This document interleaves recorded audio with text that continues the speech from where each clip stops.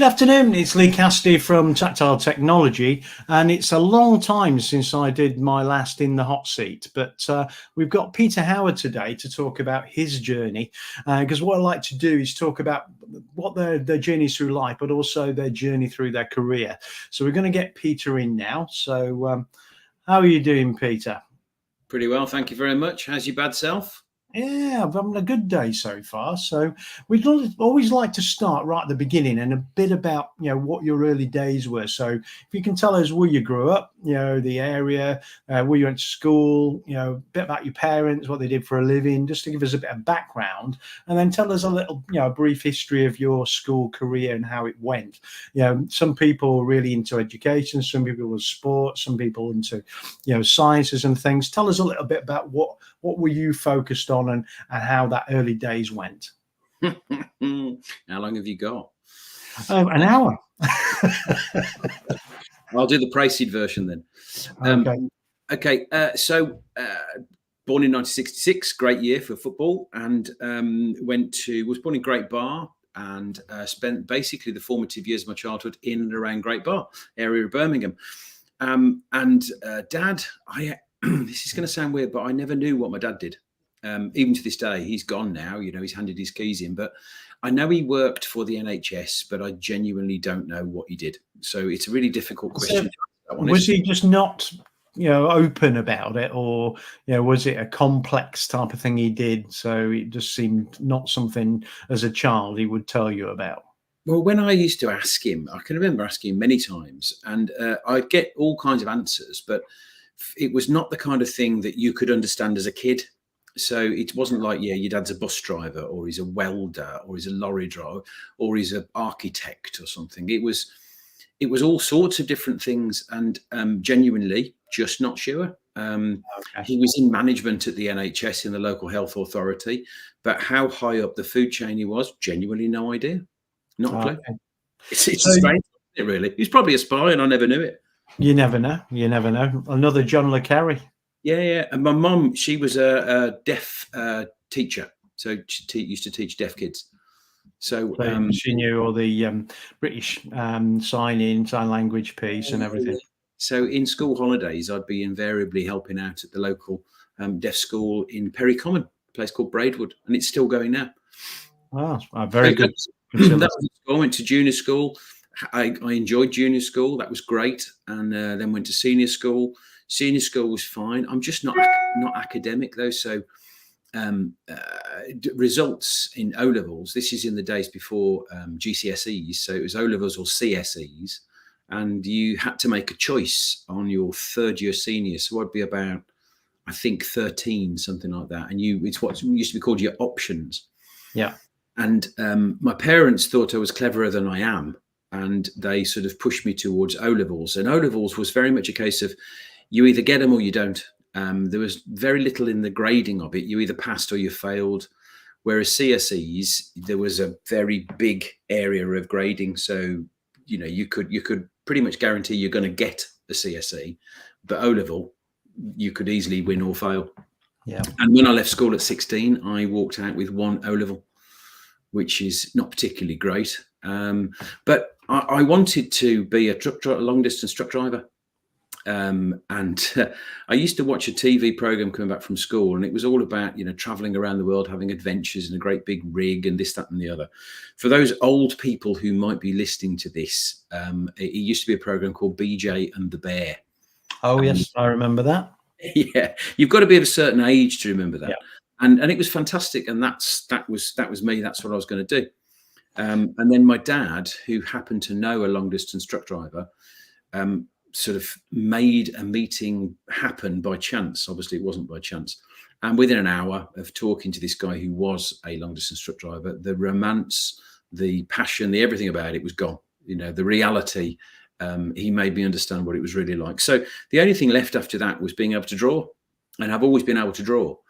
So I thought, well, I'll be a graphic designer then. So I went to college, and they said, you can't come and do graphic design because you haven't got English O-level.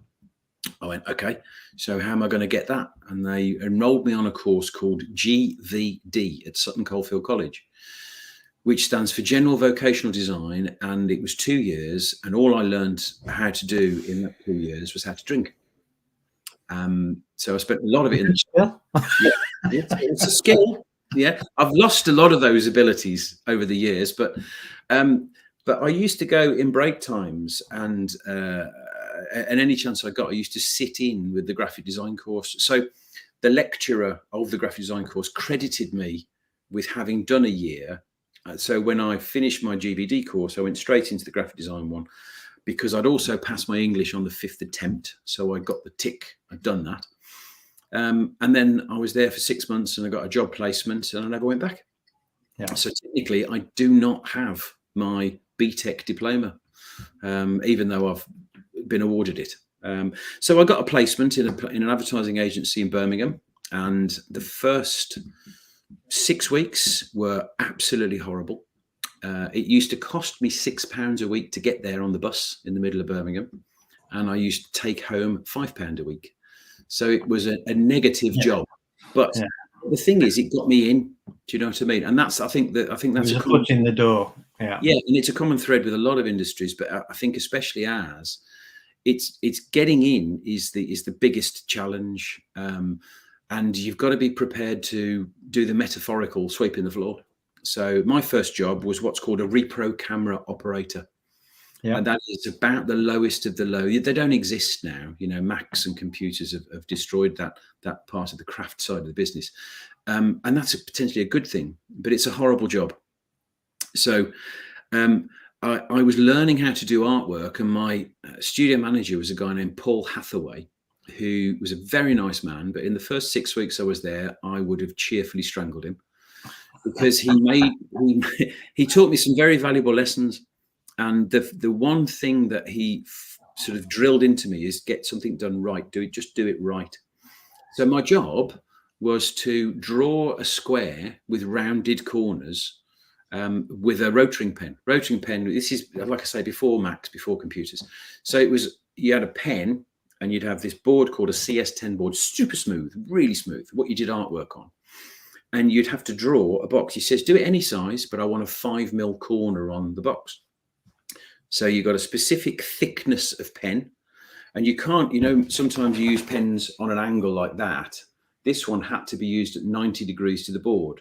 So you draw that, and then you draw down, and then you get a set of compasses, put the pen in the compass to do the corner, do it, and then you draw the arc. And that's really surprisingly difficult. So I did it half a dozen times on day 2. And gave it to him, and he put a little sheet of acetate with a really finely printed grid on it, and it would just be, no, take it, do it again. No, take it, do it again. No, take it, do it again, and repeat. And this went on for 6 weeks. And I really disliked him, because every day I went in, I thought, I'm just going to have another day of failure. But eventually, it was like punishment. It felt like in the end. Yeah, it was. And eventually it happened. And from that moment onwards, he was absolutely lovely. I mean, he was a nice guy anyway. And I knew him for years afterwards. Really nice bloke. And so then it got to a point where I needed to go and get a proper job that would pay me more than the bus fare to get there. So he said there's a mate of his who had a job going at an agency in Warsaw. So where I lived was halfway between Birmingham and Warsaw. So transport was perfect. Straight onto the 51 bus into Warsaw, boom. And what I didn't know was that all I needed to do was not hit them when I went to the interview, because I think he'd already said to his mate, look, this lad's all right.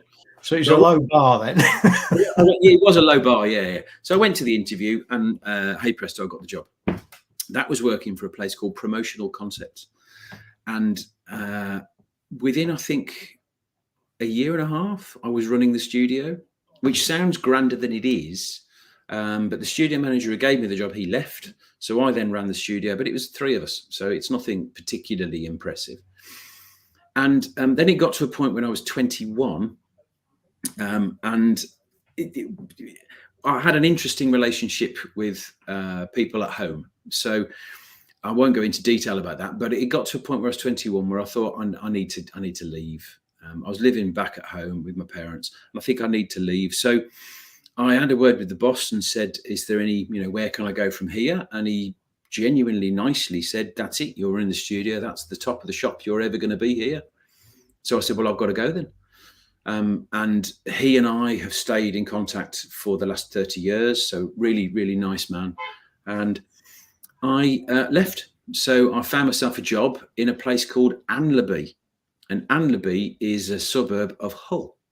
Yeah. I've never been to Hull before in my entire life, but I applied for the job and thought, well, that'll do. I'll have a go at that.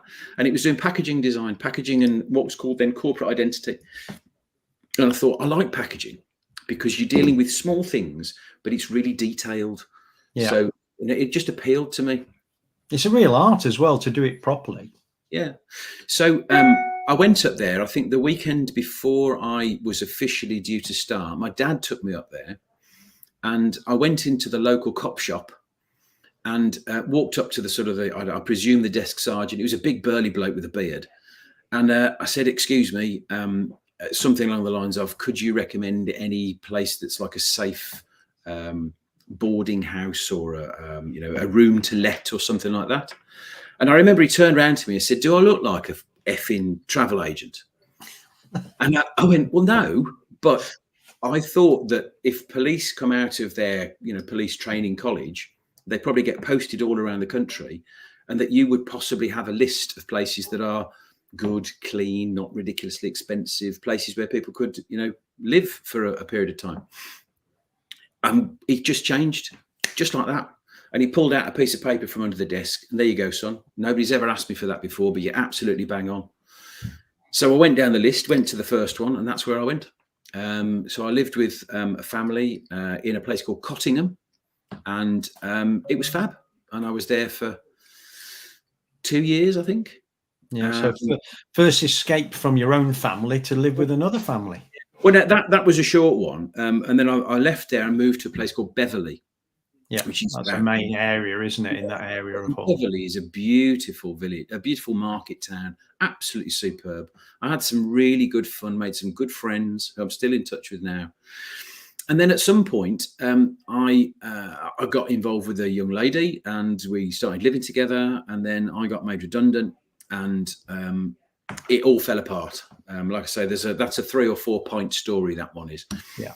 Okay. So then I came home and had a word with my parents. They said, "Yeah, no problem, come back." So I moved in, and then I set about making a new life for myself back down here. So I met up with an old mate called Robin from college. He introduced me to somebody who was also at college with us, a guy named George. Cut a long story short, I got a job working for an advertising agency in the day, and then I worked with George on the night, because he'd started off a little design agency called Positive Impression. Now, he was superb at metaphorically kicking down the doors and selling ice to the Eskimos. He was great at doing that because he had more front than Woolworths. He didn't understand the word fear. Yeah. He was brilliant at that, whereas I was a great backroom person because I could do it. But if you put me in front of a customer, I'd be sitting in the corner of the room crying or frothing at the knees. It just was really uncomfortable for me. So it seemed like a perfect partnership. He'd go out and get it all. Then I'd finish at the agency in Stockland Green, and then I'd come back and do the work overnight, and then it would be delivered, so to speak. So it was a good structure. Yeah. And then it got to a point where I thought, well, I need some sleep. So I left the agency and we formally went as a sort of a partnership, as a limited company. And that was great. What was that called then at that time? Positive Impression. Yeah, so we kept that name he'd created. Yeah, absolutely. And we formed 2 other companies. We employed an artist. We had Positive Illusion, which was to put some money and investment into a particular artist to try and help him get famous. Unfortunately, it didn't work. And we also had Positive Invention, where we created a product which has gone on to sell billions around the world. We patented it. We got a worldwide patent on it.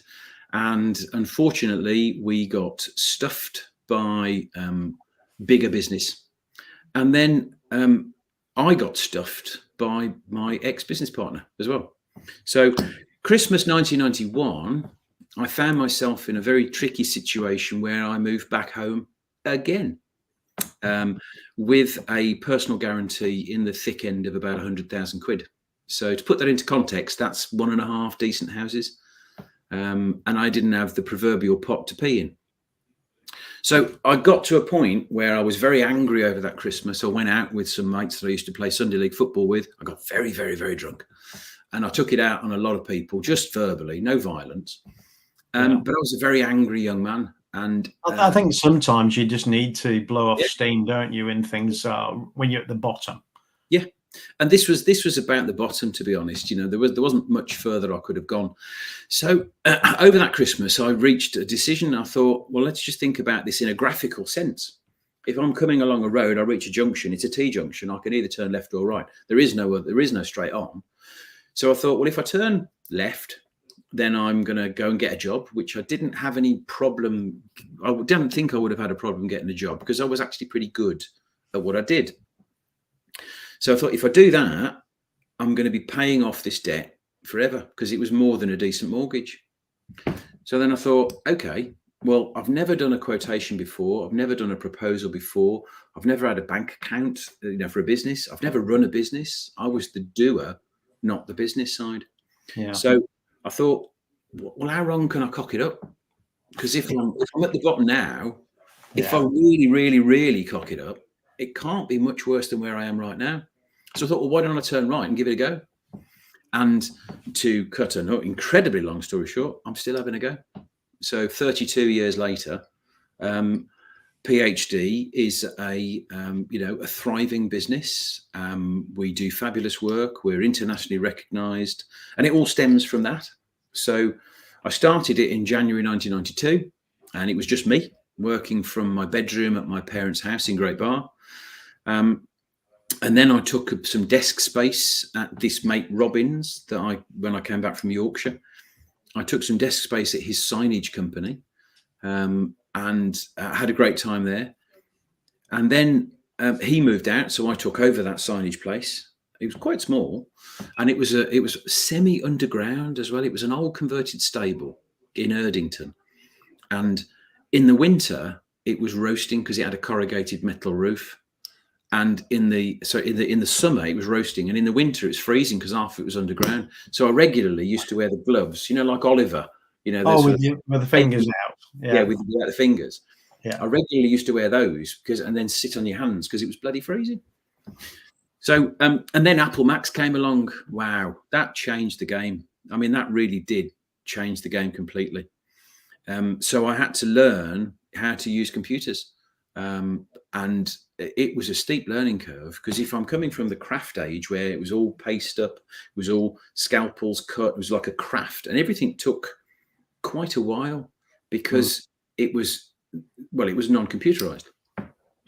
And when I show some of the guys that work here now, some of the old bits of artwork that I've just kept just for posterity, they look at it and go, how did you make that? You had to stick that down with glue and then cut those letters and then move that, and they're amazed.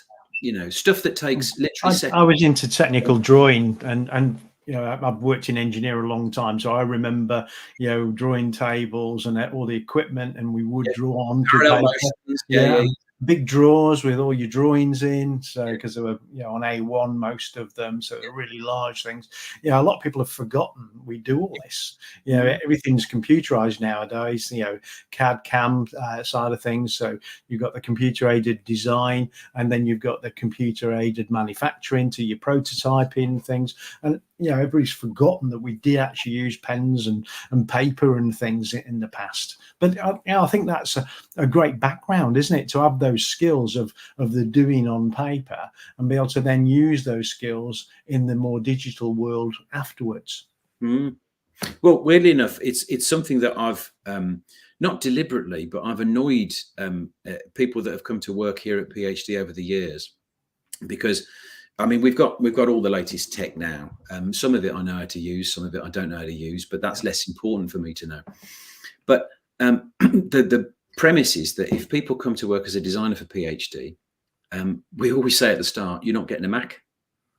if you can't do it with pen and paper and articulating a concept, a thought, a design, an idea, a something, and if you can't articulate that with the aid of sketch pads, pens, papers, coloured felt tips, whatever it is, and your own innate passion for the idea, then a computer ain't going to do that for you. No. Computers are a brilliant tool, absolutely astonishingly good, but they're not a creative spark. No. They are an awesome tool to make a good idea look fantastic, but they can't make an idea. They could, if you've got a bad idea, you could sprinkle it in glitter, but it's still a bad idea. You notice I've tempered that down from the normal way of saying it. Yes, I was thinking that. Yeah. This, weirdly enough, this was something that the guys in the studio were having a laugh with me earlier this morning to say, how are you going to not swear for almost an hour? I don't actually know, but I think I'm doing okay so far. I think you're doing very well. And I did actually interview someone last year that she swears all the time, and she didn't swear once. I was surprised. It was quite amazing. After normally interacting with them, what she's normally like, it was quite different. But again, you're coming across very well.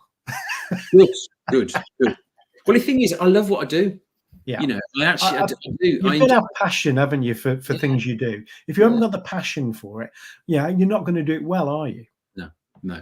I do still. I mean, I really enjoy doing the job. Obviously, running a business, there's bits that you think, I could do without that. And there's times where you think, that's a particular issue that I could, I'd rather not have. But that comes along with running a business. And the weird thing is about our industry, in the graphic design industry or the branding and the marketing industry, blah, blah, blah, but especially in design, because design is very different from advertising. It's very different from social media. We don't do any of that social media stuff for clients. We do our own, but not for clients. But within design specifically, the creative industries, generally, people are dreadful at running a business. They're great at doing the job, but they cannot do a business. And the one thing that I've brought to this right from day one is a structure. I recognized that when I started it, the financial position I was in was bad. So I thought, well, I've got to put structures in place without really knowing how to run a business, but I just employed good old-fashioned common sense. Yeah. So for instance, one of the things I did right from the start is I worked out the maths, not complicated maths, ordinary maths, about should I be VAT registered or not? Is it going to be a benefit to me overall? And it is. If you're VAT registered, you have to charge VAT, clearly, but then people pay you, but 20% of what they pay you is not yours. So that's got to go to the government. But you can knock off the VAT that you pay on your purchases. So I thought, well, the maths works out, so why not? So I did register as VAT. And for every pound we got paid, I worked out the maths, again, not absolute pin sharp accuracy, but for every pound we paid, I had a separate bank account for VAT and just shoved it across there. Mm-hmm. So that, because I knew that wasn't my money, that's got to go to the government, whether you like the government or not, doesn't matter. They're going to have it. And I got used to that way of doing it. So it's a regimented way of doing it. So every pound that comes in, and this still happens today, every pound that comes in, a proportion of that goes to the VAT bank account. Yeah. And a proportion of it goes to the corporation tax bank account. A proportion of it goes to another bank account. We've got 4 or 5 bank accounts, I think it is. But I know that automatically goes. So the basic premise and principle and driving force behind this is so that when we get a VAT bill, I don't care what it is. Yeah, because it's already there in the pot, ready to go. It could be 50 pence or it could be 50 grand. I don't care, because I know that the mechanic, the structure is geared in such a way where whatever it is, within a very small margin, we've got enough.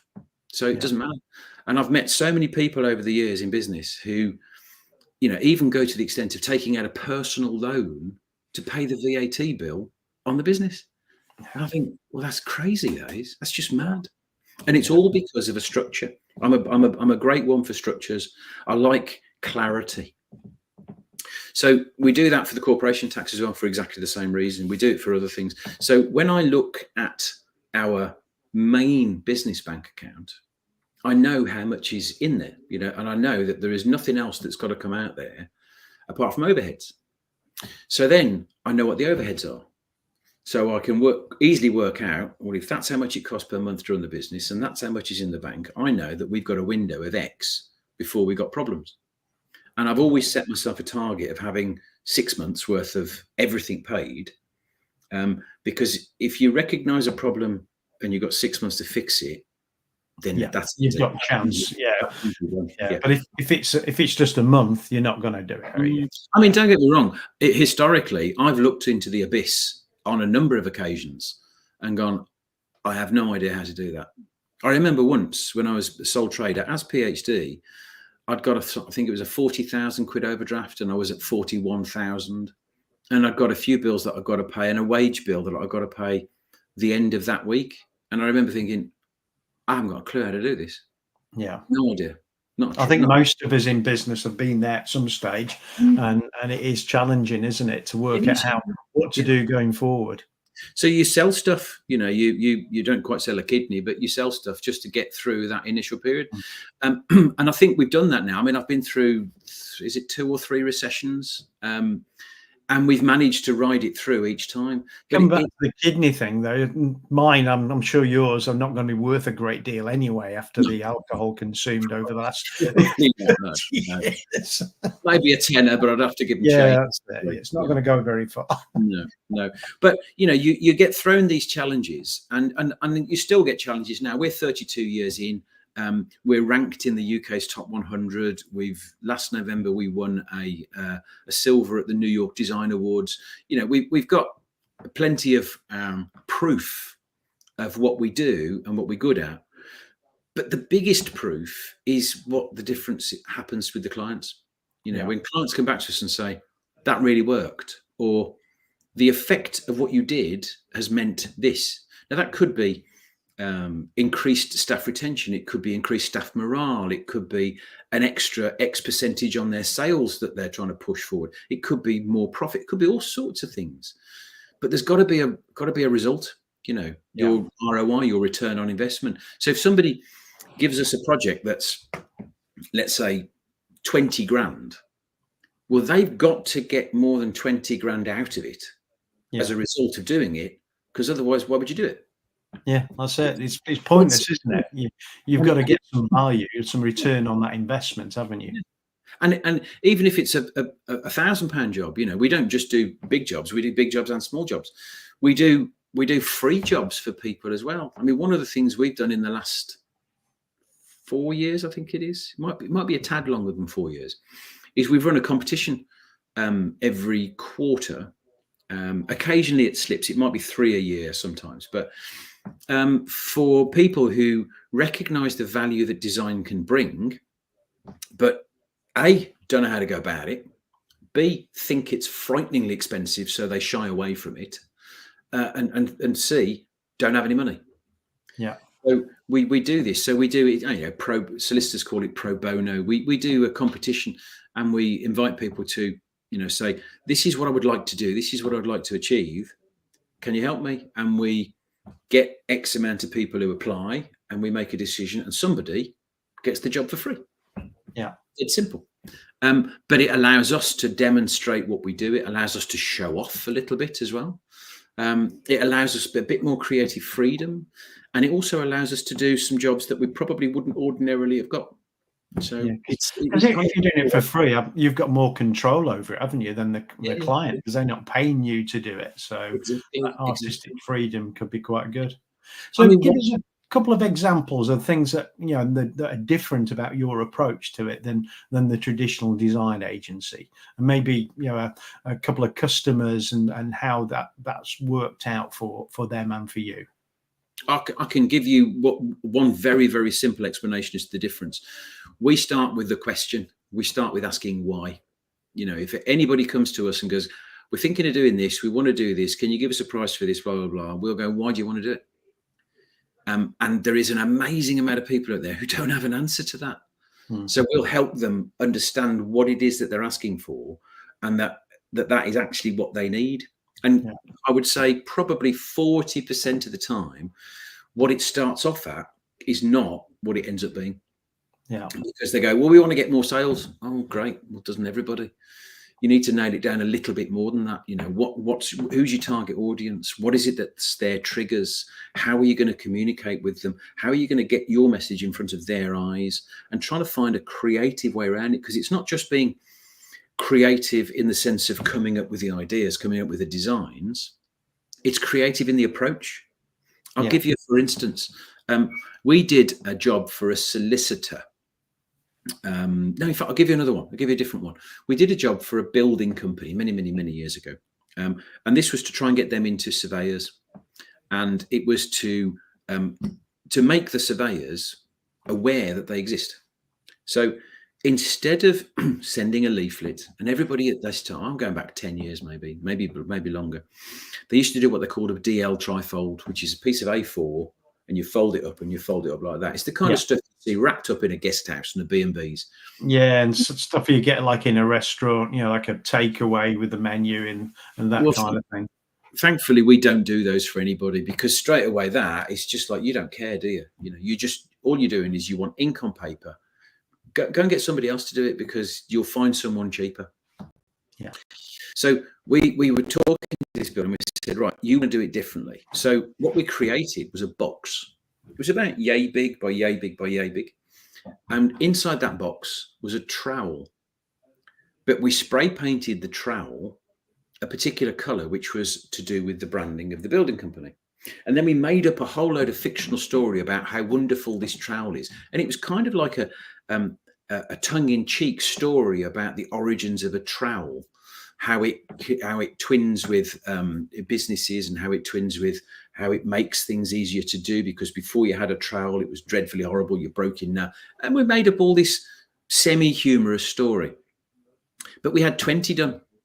So instead of bombarding all of the agents with a piece of literature that they're frankly never going to look at, we had 20 done, and we specifically got these delivered by hand, wrapped in brown paper with the surveyor's name on it. So it was very targeted. Gave those to those. The net result was about 16 of those got in touch with that building company, and over half of those gave them a job. So that, in a way, is about trying to find a different way of skinning the cat. It's standing out, isn't it? It's standing out. I remember something we did, well, not as us, but when I worked for Sun Microsystems, we employed an agency in London to do a piece. And what we were trying to get across, you know, like your why, was to try and tell them we knew what they were looking for, and we understood the challenges they had. So what we did was we spoke to all the PAs for about 30 or 40 different companies we were trying to get into, their IT directors, and we got their exact sizes for a shirt. And we had shirts made up for them that were exactly their size in Savile Row, in boxes, and we sent them with a handwritten letter in there saying, you know, we know you so well that we don't even know your shirt size. See, Lee, that's perfect. Yeah, and we had a massive response on the back of it, because it was different. Yeah, exactly. Absolutely smack on. People get stuff inundated with them. I mean, and you must get this, and everybody gets this in business now. You have, well, most people have a laptop. Some people have a desk-bound computer, but you get in the morning, you look at your emails, and you're sipping a cup of coffee or some mango juice or whatever it is, and you're just going delete, delete, delete, delete, delete, delete, delete, because you get such a load of crap through. 20 years ago, that was the crap that was arriving through your letterbox. Now it arrives in your inbox on your computer. Yeah, but or in LinkedIn as well. Yeah. And you just delete, delete, delete. So you've got a massive amount of noise. And when you also compare that, when you wake up in the morning, your ears are inundated with marketing messages, people trying to sell you shit you didn't need. Oh, there's the number one. Sorry. We had crap as well, so it's similar. Okay. But then you walk out of your door, you put your telly on, adverts. You walk out your door, you're driving to work, you're on the train. You're inundated with marketing messages, and it becomes like a wall of noise, visual noise and audible noise. So finding a way to cut through that is getting more and more and more challenging, which is why you need to speak to people who love that challenge of, okay, how do we chop a knife straight through that and cut through to it? And one regular way that we do it with clients is to really hone it down to like 10 people, 6 people, 15 people. Find out who they are, and whatever budget you would spend on a really nice glossy brochure with a beautiful story that nobody reads, if you're going to spend £5 on that, spend £3 on 10 things for these people. So you can spend 300 quid on each person. You can imagine what you can get for 300 quid to put in front of somebody. They are going to remember that. They really are. So Definitely. yeah, so it's about skinning the cat differently from a business point of view, and then coupling that with award-winning creativity. So tell us a bit about where people get it wrong then. So, you know, branding, packaging, what were the ones that you've seen other people do it and you think, God, I would never have approached it that way. That's just the wrong way to do it. And the way you would do it differently to that when you've, you know, with any examples you've got. Well, there's one at the moment which will be contentious. But is this a secure place? Can I say stuff that is contentious? I would think it's you know, fairly secure. So Okay. we are men of an age, so there are things we would say that maybe younger people wouldn't. Well, I don't. It's something to do with age, this one. But there is a very large brewery in Burton-on-Trent that it's called Marston's, and they have a hero product called Pedigree. Yeah, and that's been around 4 years, and you know what you're getting with Pedigree. It's aimed at a certain demographic. It's not aimed at the young kids. It's not aimed at granddad necessarily. It's aimed at a window of mainly blokes, but it's a particular product, and it knows what it is, and it knows where it stands, and it knows its audience. Yeah. And for some inexplicable reason, Marston's decided to rebrand as Marston's, and they've done it on the cheap. They've done Pedigree on the cheap. Now, it used to be, it was a cast iron or a brass pump clip, and it was filled in with enamel. And even if there was the ones that were printed on a Foamex, it was quality done. Yeah. Now it's not. It looks like it's been done by a bunch of young designers who don't have experience, but they've thrown every graphic design trick they've learned at college at it. Now, if somebody's listening to this who's been involved with it, I can apologize if necessary, but it's only my opinion. That's all it is. Yeah. It's my opinion. Yeah. And that's almost 40 years of being in this industry opinion. I don't know whether their profits dropped on Marston's Pedigree or not, but I suspect it hasn't done too well. That, to me... What would you have approached it differently then? How would you... I would go to our normal approach, ask them why. Why do you want to rebrand it? Because if there isn't a reason, don't do it. Yeah. If there is a reason, understand that reason and then create something to cater for it. One thing I wouldn't have done is I wouldn't have had cheap pump clips, because they're all Foamex now. They're all cheap. They're all printed and they're all cheap. I would have maintained the quality. Now, weirdly enough, we've just done a project for a brewery, which is to rebrand them and to do pump clips. And there is a mid-ground. So you've got your super expensive, really quality, heavy-duty brass enamel. Looks like a piece of jewelry. It's beautiful. Yeah. And then you've got your cheaper end of the market, which absolutely there's a place for, which they are. I mean, these cost around about £3, £4. Yeah. These might cost 100 quid. But there is one in the middle. And this is produced by a particular company that we're working with on this one, where it looks like this one. It looks for all the world, even when you're 6 inches away from it, it looks like it's made of brass or steel or chrome. Have you got an example there? Not with me. Oh, okay. They're still in production, but I certainly can. I can let you see those. Yeah, we can drop it in and show people later. But these are, and they're a fraction of the cost of the real ones, but they look wicked. But there's an awful lot of work and knowledge that needs to go into creating the artwork for that, because it's not like printing CMYK. CMYK is standard printing. That's, cyan, magenta, yellow, and black. You see that in every magazine, every leaflet. This is a different type of production. So you've got to work in a different way. And that's where learning stuff all the time comes into what we do. 5 years ago, we probably wouldn't have been able to do that. Here's one for you. Years ago, there was something called pre-distortion that came into packaging. There was a product called Blackadder, which came out onto the market, which would be banned now. It was a snake bite. So it was in a 330ml bottle. So people who don't know what snake bite is, it's a mixture of lager and cider, and it's got reputation for sending people a bit doolally. Yeah, it has. Yeah. You could buy it in a pub. You could have a pint of snake bite, but they give you a half of this and half, and you'd mix it yourself. But you can't actually sell it. So anyway, you could sell it bottled. I'm going back quite a while. And they wanted a shrink sleeve. Now this is very commonplace now. So you'd have a bottle, 330ml bottle, obviously with a thinner neck, and then you'd put a sleeve over it that was pre-printed, and then you'd heat seal it so it would shrink. The top bit would shrink onto the neck. Yeah. But obviously, if you think about that, it shrinks all of the information. So if you've got a word up there, it's going to be smaller on the neck. So you have to build into the design something called pre-distortion. So if you looked at the design, it looks dreadful because the top of it is massively expanded because it's going to shrink down. Yeah. So it thus will be broadly the right size. But we recognize the fact that having words up there, having things that you could measure whether it's distorted to the right amount, was a bad idea. So we created a design of a snake that went round the bottle so that when it went to the top, if it wasn't absolutely bang on, nobody would know because it's organic shape. That's kind of just thinking a bit for us. But I think we were the first company in the UK to do pre-distortion on packaging, I believe. Yeah, but it's all about just common sense, using good old-fashioned common sense, and trying to make sure that you believe in what you're doing for the client. Because if you believe in it, generally it works. What's the most exciting project you've worked on? Wow.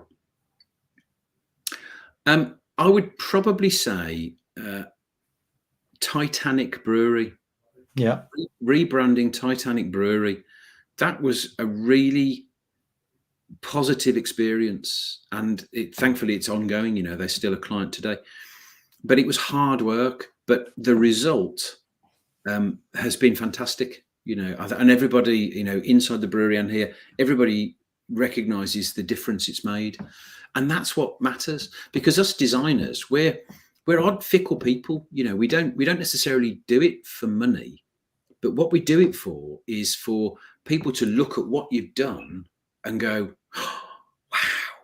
Yeah, that's a bit like art, isn't it? An artist is doing it not for the money, really. I know the money benefits, but they're really looking for the experience of the beholder, isn't it? When they look at it, how they feel, the emotion it creates, and things. And I'm sure that's the same in what you do.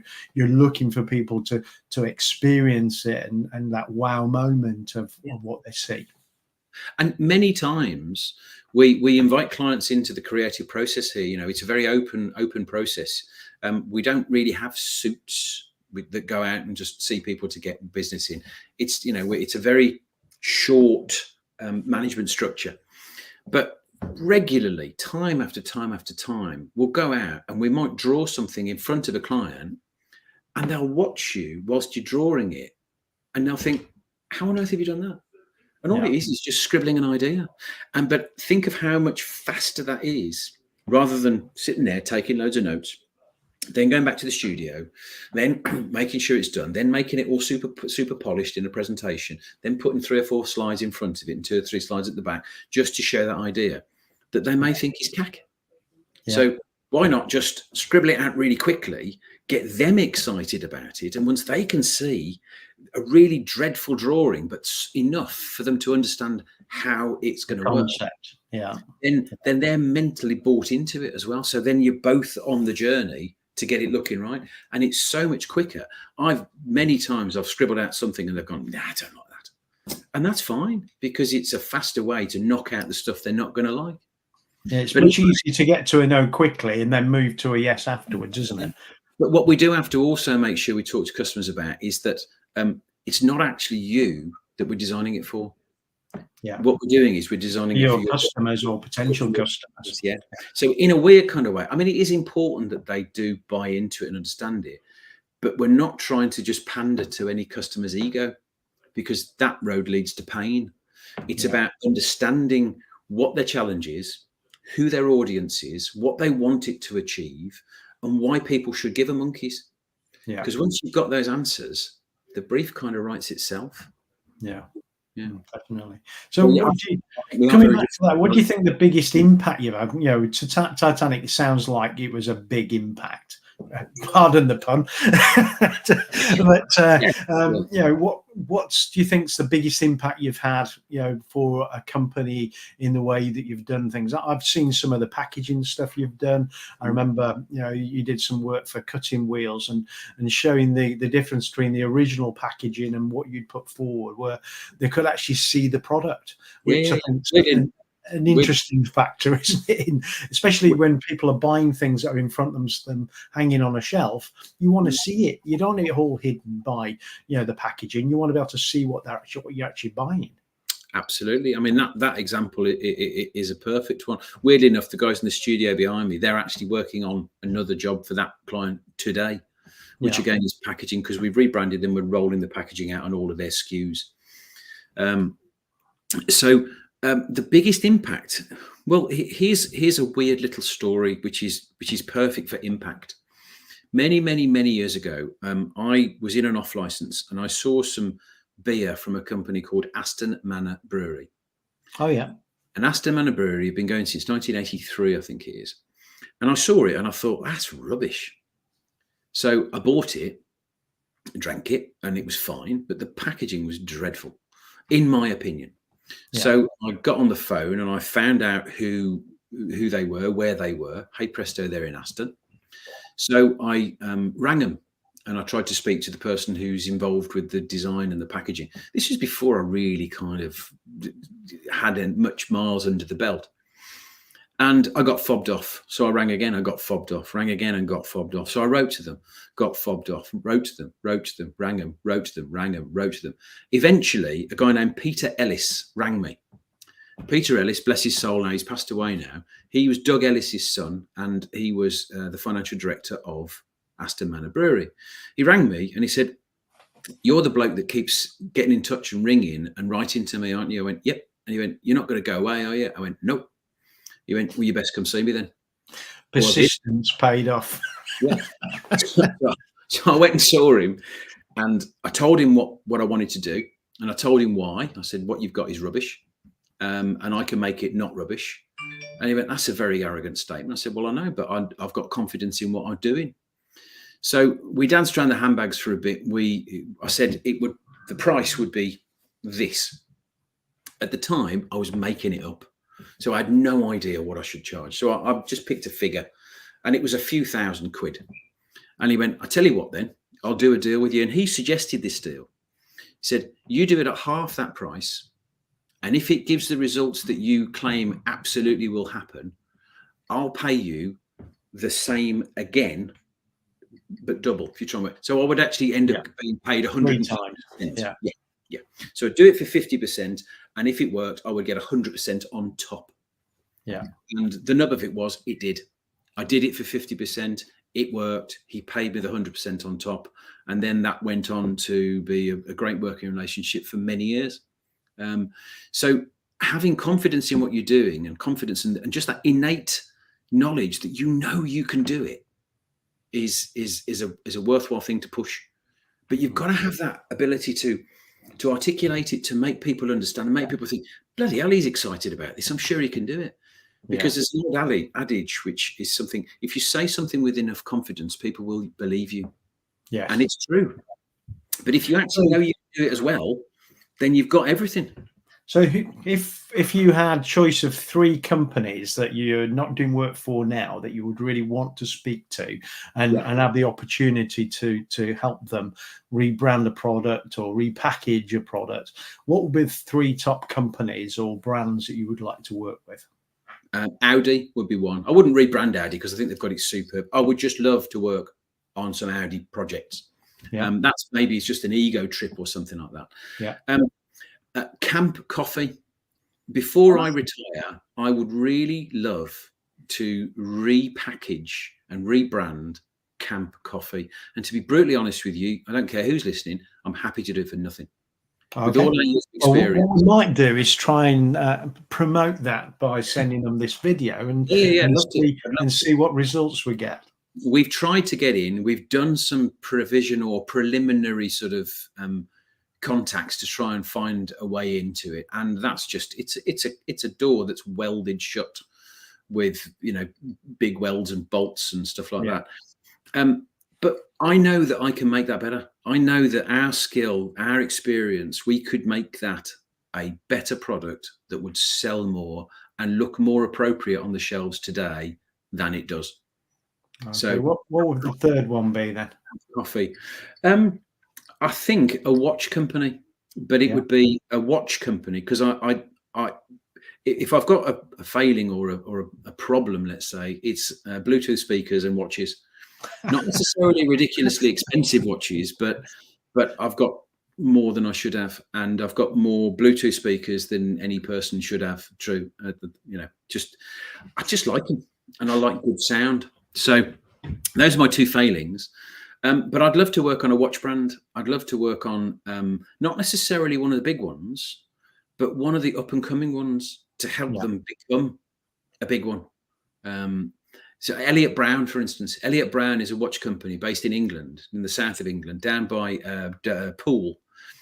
And their watches are fabulous, absolutely superb. They're as good as bomb-proof. They're recognised as good timekeeping instruments. But I'd love to work with them. And there's other companies in the same vein as that one. There's a guy who used to be the head designer for Morgan, a young lad. 21, I think he was, when he was the head designer for Morgan sports cars. He's bought out a watch brand. Now, the watches are fabulous, but the branding could be better, in my humble opinion. So I'd love to work with him on that. Working with people that just they've got stuff that is really good, but it could be better. That's what. So just for Audi, for Camp Coffee, and for Elliott Brown watches. Elliott Brown. So what was it again? Elliott Brown. Elliott Brown. So Elliott Brown, Camp Coffee, and Audi. Here are Peter's details. Find him on LinkedIn. Also the website, so you can grab hold of him and find some details. And also the company's LinkedIn site. So have a look at what they're up to and what they're doing. So we'll offer that out, and especially Camp Coffee, if you'd like a free review and some rebranding free of charge by Peter Howard and Peter Howard Design. That's an open offer, and we'll try and make sure we encourage them to hear about it. So we're coming towards the end, I think, time-wise and everything else. I think we've covered most areas. Anything else you'd like to tell people about you and PhD Design that we've not covered so far? Yeah, one thing. It's not PH Design.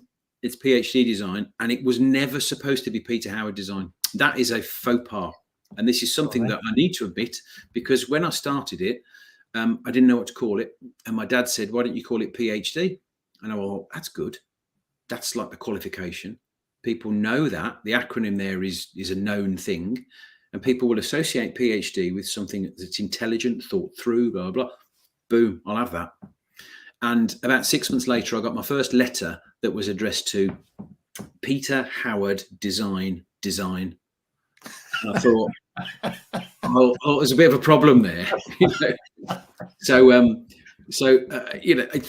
too late now. 32 years in, it's too late to change it now. But it is PhD, and it was supposed to be the connotation of the academic qualification. That was the intention right from day one. Okay. Yeah. Well, these things happen, don't they? Yeah, they do. Yeah. And then final thing I always ask everybody who comes on here is two things. What is the best meal you've had? Where was it? What was it? And why was it the best meal? And people have said, because of the people that were there, the particular thing that we're celebrating, the food itself, or the actual venue. So what would you say is the best meal you've ever had, and why and what? Isle of Wight. Okay. Oh, this must be 10, 15 years ago. Isle of Wight, a place called the Castle Hotel. I couldn't tell you where it is, but it overlooks the sea. I was there with my wife and my Uncle Phil and Auntie Ange. And we were having dinner there. We'd been down there for a long weekend. We were about to leave, and we were sitting in the castle looking out at the sea. And I had this meal, which was monkfish and prawns in a white wine and cream sauce.